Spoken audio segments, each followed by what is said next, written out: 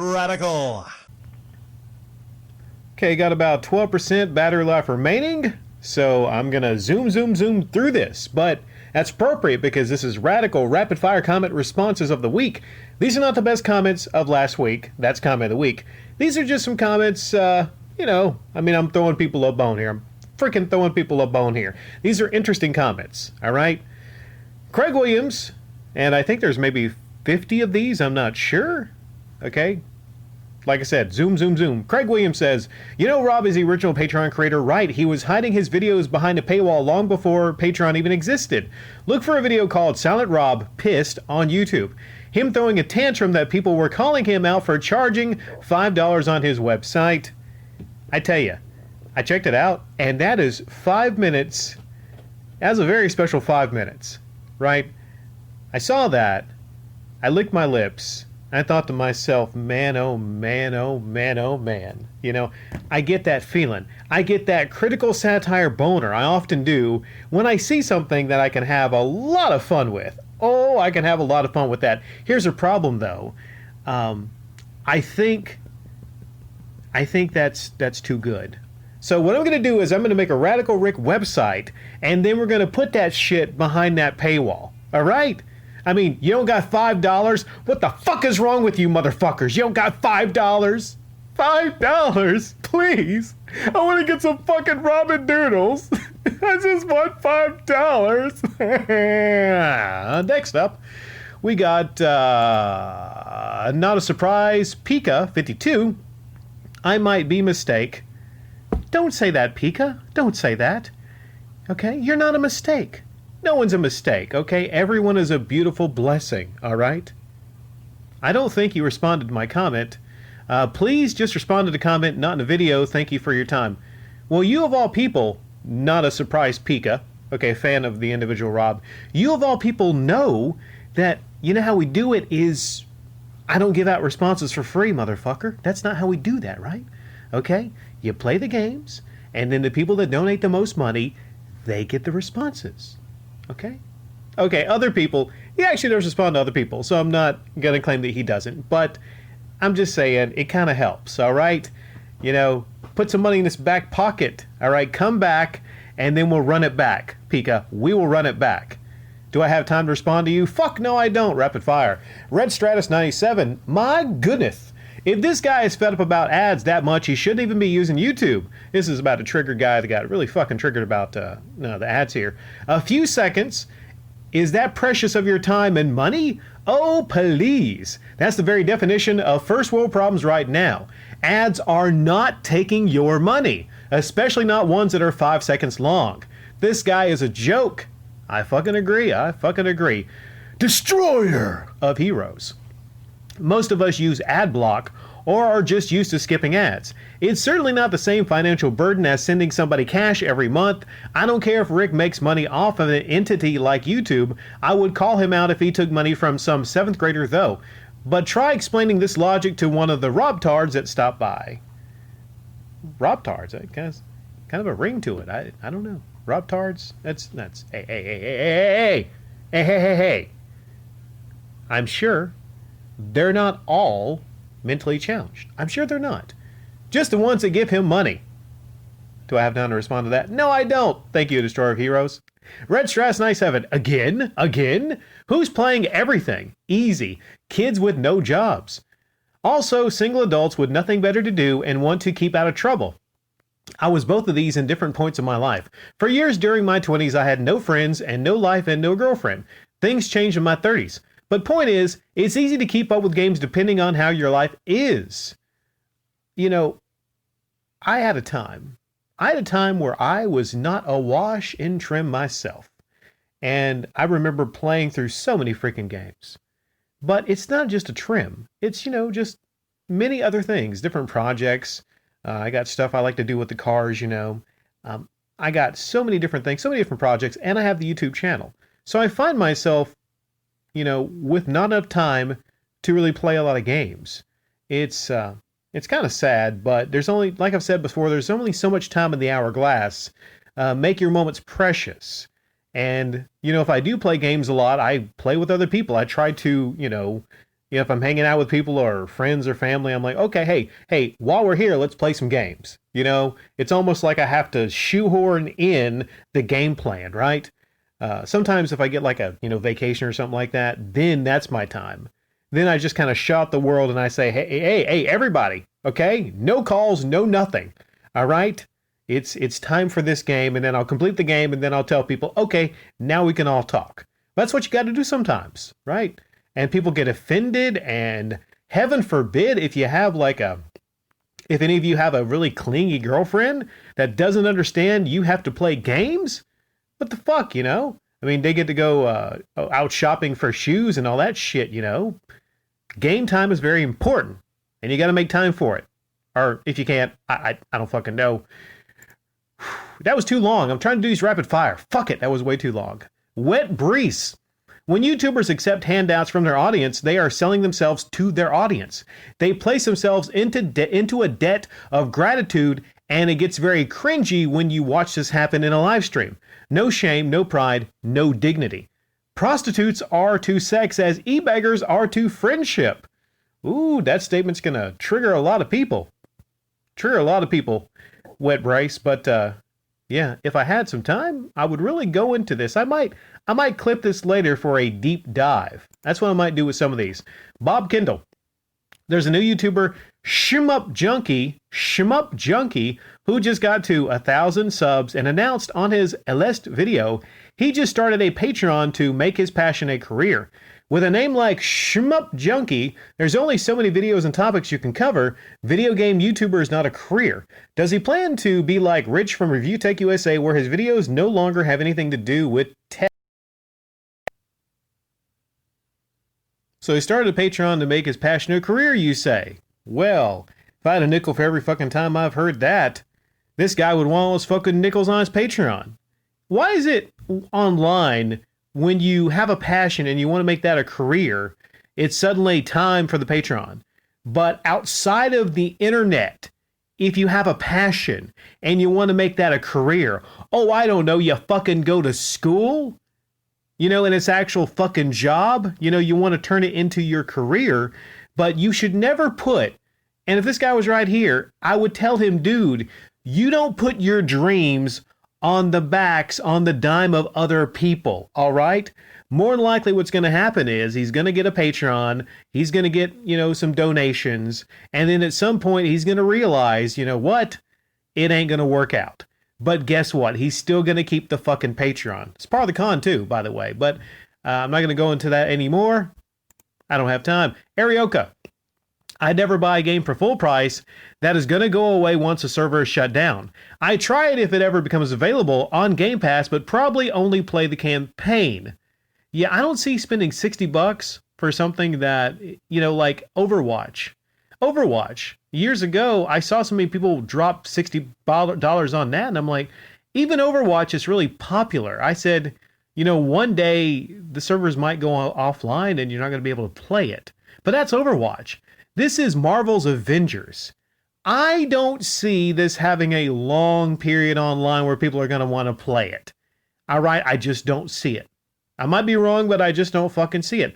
I mean, the game itself is getting very mediocre ratings, so it'd be one thing if it were just amazing. And let's say it's some of the most amazing multiplayer you've ever had. But no, I just don't see this being successful as a game's for a service.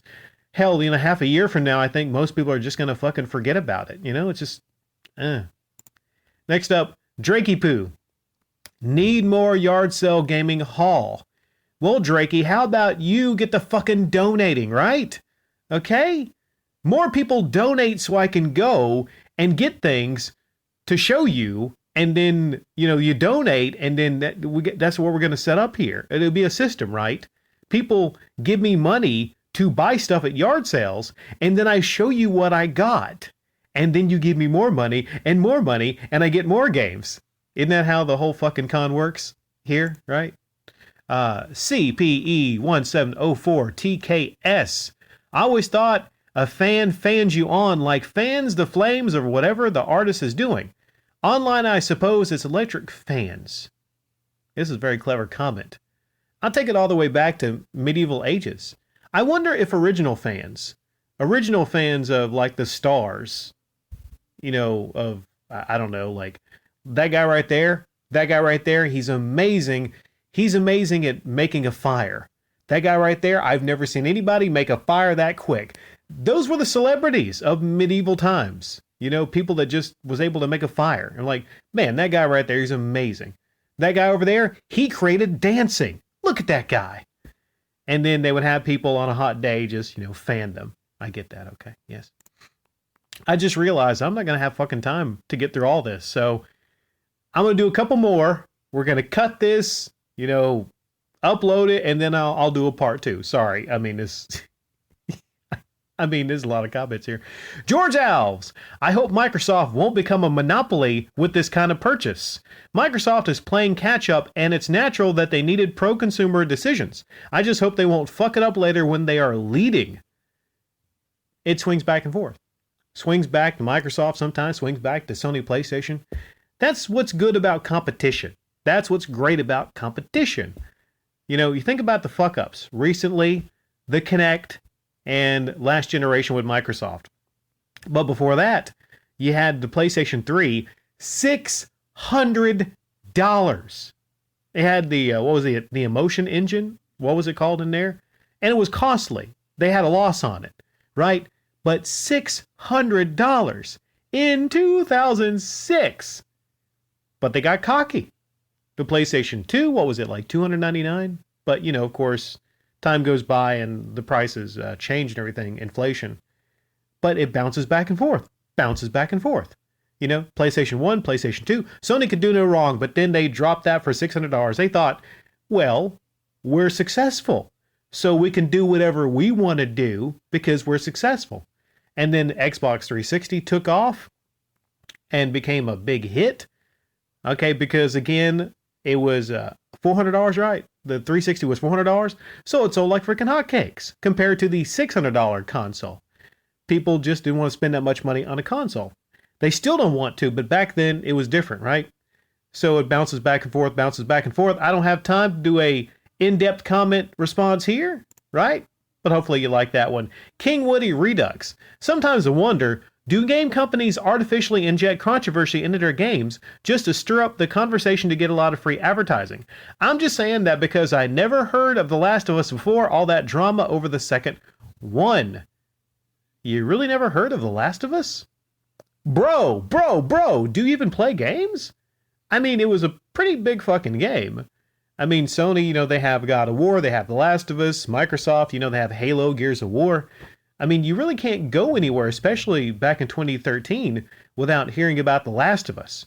But I think the strategy, and it sold a lot of copies. Okay, Last of Us 2 sold a lot of copies. A big percentage of which were actually returned. I think somebody pointed me to a video, I forget who it was in real life, not online, but they said it had one of the highest return rates of any game, I think. I'm not sure, I don't have the stats on that, but I could see that. You get through this game, and I don't see a lot of people really wanting to play it again, and there's no multiplayer right now. But I think about that, and making controversy. I know the hot coffee mod, but that came after San Andreas released. I can probably think about it, whether certain instances, certain games had controversy around them to try to get them to sell. What about Ride to Hell Retribution? There was the, sex scenes, and a lot of people talked about the sex scenes, and I thought to myself, it's really fucking terrible. But how many people are just buying it because they want to see how terrible it is? So I don't know if that was the case with The Last of Us 2. I think it put off a lot of people. I think they would have had a lot more people buy the game, or at least maybe want to buy a PlayStation 4 to play the game, if it were not for a lot of the bad press and negativity over the decision to, spoiler alert, kill Joel off, and to do that character dirty. All right. But I've seen, can't have a long response to this, right? Rapid fire. Bull ZG. I like daily inspirations. Also, fanboys blindly support brands or people. If someone does bad stuff, they would even defend that person or product. I'm a Sony fan, but I know they do some dumb things Constructive criticism is good for product. Is good for product. Yes, is good for product. Yes. It's just funny how, like, the way you said that last thing, is good for product. Yeah. No item, no product, no person is beyond criticism. The key of criticism is to try to help things become better and to help products become better and to help people become better. Whoa, I actually hit the Zoom thing, right? They just zoomed the text. Daily inspiration, I don't know if I'm going to have to, I don't know if I ever find time to bring that back. It would be yearly inspiration. How about we do this? At the end of the year, I'll do a yearly inspiration, right? Okay, I can do maybe one of those a year. Demetrius Fairley. Oh man, not him. I thought he was a good, honorable man. Demetrius is new to the channel. How you doing, Demetrius Fairley? Sometimes somebody talks about a channel and you get an idea. This person's going to be here for a while. A lot of people are just kind of curious. Some people, they stop by and they start cursing me in the comment section, but then they're like, you know what? I'll give you a shot. I'm kind of curious about everything that's going on here. Well, because, they're just kind of confused, right? It's not like a typical channel. When it comes to Camelot, some people call him Scamelot. Doggone it. I don't have time here to go into all the different ways to explain to you how this is not a good, honorable man. All right? But I'll tell you one instance. In one instance, this person actually spoke about Patreon and alluded to the fact that I can't remember exactly what he said, but the fact that so many of you, doggone it, so many of you donate to my Patreon and everything, it makes me not want to jump out this window right here. Now, the way it came across was, kind of tongue-in-cheek. But the thing is, there is great potential in someone like Camelot 331. Great potential to be one of the worst YouTubers we have ever seen. And a lot of people don't agree with me, but it's how it starts. It is how it starts. And this person has a lot of white knights that often will come here. So what I try my best to do is to scout out the next future woodhawkers and to try to do whatever I can. If I can't help change those people through criticism, then the very least I can hope to try to do is to, open the eyes of you, people like you, Demetrius Fairley,